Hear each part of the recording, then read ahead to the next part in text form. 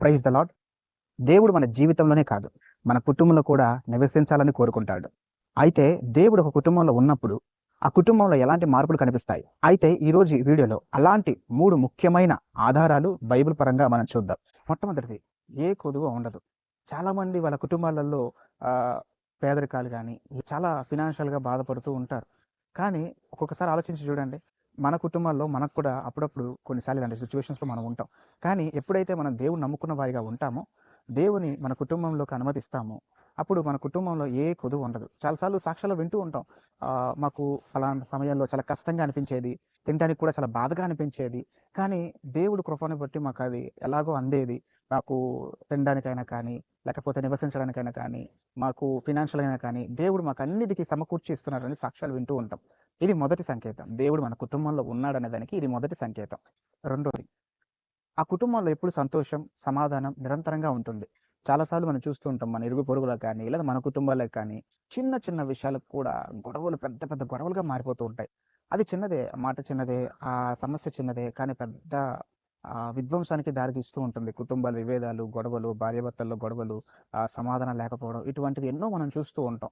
కనుక దేవుడి సన్నిధి మన ఇంట్లో ఉంటే, అంటే ఆయన మన ఇంట్లోనూ, మన జీవితంలోనూ ఉంటే, మన కుటుంబం అంతా శాంతి, సమాధానం, సంతోషం నిరంతరంగా ఉంటుంది. ఏ ఇబ్బంది ఉండదు. ఆ ఇంట్లో ఎప్పుడు సమాధానంగా, నెమ్మదిగా ఉంటుంది. ఏదైనా చిన్న గొడవ స్టార్ట్ అవ్వదని కాదు, అవుతుంది. కానీ అది పెద్ద పెద్ద వాటికి దారి తీయదు. వెంటనే సమాధాన పడతారు.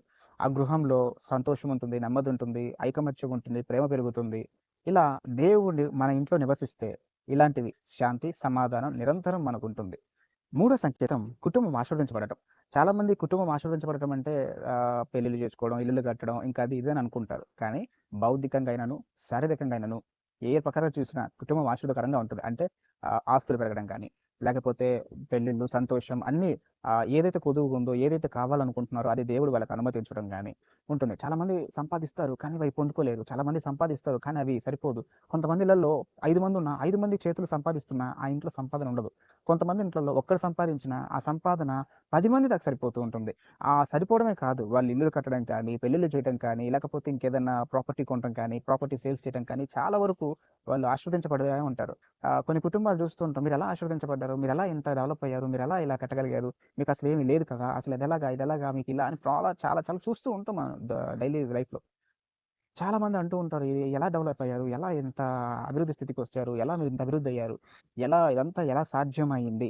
అని వాళ్ళకి సందేహం కలుగుతుంది. కారణం ఏంటంటే, దేవుడు మన ఇంట్లో నివసిస్తున్నాడు కనుక. కనుక ఈ 3 సంకేతాలు ఏమిటనగా, ఏది కొదువుండదు, సంతోషం, సమాధానం అస్సలు కొదువుండదు, నిరంతరం ఉంటుంది. అలాగే కుటుంబం ఆస్వాదించబడుతుంది. సరే, మనం దేవుడు మన ఇంట్లో, మన కుటుంబంలో నివసించాలంటే, అంటే మనతో ఉండాలంటే మనం ఏం చేయాలి? అలాగే దేవుడు మన ఇంట్లో ఉండాలంటే, ఆయన సన్నిధి మనలో ఉండాలంటే, మన ఇంట్లో, మన కుటుంబంలో ఉండాలంటే, మనం కూడా కొన్ని విషయాలు పాటించాలి. అందులో మొట్టమొదటిది, ఆయన స్వరాన్ని వినేవారిగా, తలుపులు తెరిచేవారిగా మనం ఉండాలి. అంటే ఆయన స్వరాన్ని విని తలుపులు తెరవాలి. ప్రకటనల గ్రంథం 3వ అధ్యాయం 20వ వచనంలో మనం చూస్తాం. ప్రభు తలుపుల దగ్గర నిలబడి తలుపు తడుతూ ఉన్నారని. మనం ప్రకటనల గ్రంథం 3వ అధ్యాయం 20వ వచనంలో లేఖన భాగంలో మనం గమనించవచ్చు. అయితే దేవుని స్వరాన్ని ఎలా వినాలి? ఏం లేదు. ఆయన వాక్యాన్ని విని, ఆయన వాక్యానికి లోబడాలి. అది విని అనుమతించాలి. అదే మన హృదయం అనే తలుపులను తెరవాలి, అంగీకరించాలి. అలా మనం ఎప్పుడు ప్రార్థనలో కూడా నిలబడాలి. మెలకువగా ఉండి ప్రార్థించాలి. నిద్రమత్తులుగా అయ్యి కాక, మనం ఎప్పుడు దేవుని సన్నిధిలో మెలకువగా ఉండి ప్రార్థించాలి. మెలకువగా ఉండమంటే రాత్రులు మేలుకొని, పగలు మేలుకొని అసలు నిద్రపోకూడదని కాదు. ప్రార్థించండి. మీరు ప్రార్థించాల్సిన సమయంలో మెలకువగా ఉండండి. ప్రార్థించాల్సిన సమయంలో ముఖ్యముగా మెలకువగా ఉండి ప్రార్థించండి. రెండవది, మన ఇంటిని శుభ్రపరచుకోవాలి, పరిశుద్ధంగా జీవించాలి. బైబిల్ లేఖనానుసారంగా చూస్తే నిర్గమకాండం 19వ అధ్యాయం 14-16 వచనంలో మనం చూస్తాం. ఇక్కడ శుభ్రపరచుకోవడం అంటే మన హృదయాన్ని శుభ్రపరచుకోవాలి. చాలామంది హృదయాల్లో చాలా అశ్లీలమైనవి, కుళ్ళు, కుచిత్రాలు, అసహ్యమైనవి క్రియలు, ఇలా మనకున్న దేవుడికి అసహ్యమైనవి మన హృదయంలో ఉన్నట్లయితే వాటిని వెంటనే శుభ్రపరచుకోండి. నిర్గమకాండం 19వ అధ్యాయం 14-16 వచనంలో మనం చూడవచ్చు.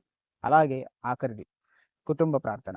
మన ఇంట్లో నిరంతరం కుటుంబ ప్రార్థన అనేది ఉండాలి. అది ఉదయమైనా, సాయంత్రమైనా, మధ్యాహ్నమైనా, రాత్రైనా కుటుంబం అంతా కలిసి ప్రార్థించటం చాలా మంచిది. మీ వ్యక్తిగతంగా ప్రార్థనలు మంచిదే, కానీ కుటుంబ ప్రార్థనలు ప్రారంభించండి. ఎప్పుడైతే మీ ఇంట్లో ఒక కుటుంబ ప్రార్థన ఉంటుందో, కుటుంబం అంతా ఏకమయ్యి ప్రార్థించడం మొదలు పెడతారో, ఏక స్వరముతో దేవుని స్తుతిస్తారో, ఎక్కడ స్తుతి నైవేద్యం కుటుంబ ఆరాధనలో ఉంటుందో అక్కడ దేవుడు ఉంటాడండి.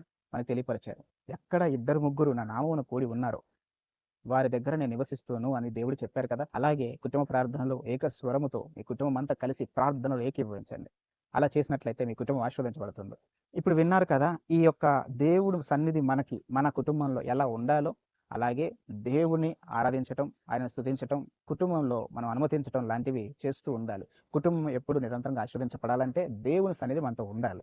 కనుక ప్రార్థనలు ఏకీవించండి. మహాపరిశుద్ధ ప్రేమ స్వరూపి జీవంకల దేవ మీకు వందనాలు. ఎద్దైతే ప్రభా మా ఇంట్లో మీరు నివసించాలని మేము కోరుకుంటున్నాం ప్రభా. ఈ సందేశం ద్వారా మాకు మీరు అయా తెలియపరిచిన విషయాలను బట్టి మీకు వందనాలు. ఆ రీతిగా మా కుటుంబంలో నివసించమని వేడుకుంటూ బతిమిలాడుకుంటున్నాము తండ్రి. అయా మా జీవితాన్ని మీరు మార్చమని, మాకున్న ప్రతి కష్ట బాధ సుఖాలన్నీ మీకు అప్పచెప్తూ మీ సన్నిధి మాతో మా కుటుంబంతో నివసించమని కోరుకుంటూ నజరుడైన యేసుక్రీస్తు శ్రేష్టమైన ఘనమైన వేడుకుంటున్నాము తండ్రి. ఆమెన్. కామెంట్ బాక్స్లో ఆమెన్ అని టైప్ చేయండి. Praise the Lord. హల్లెలూయా.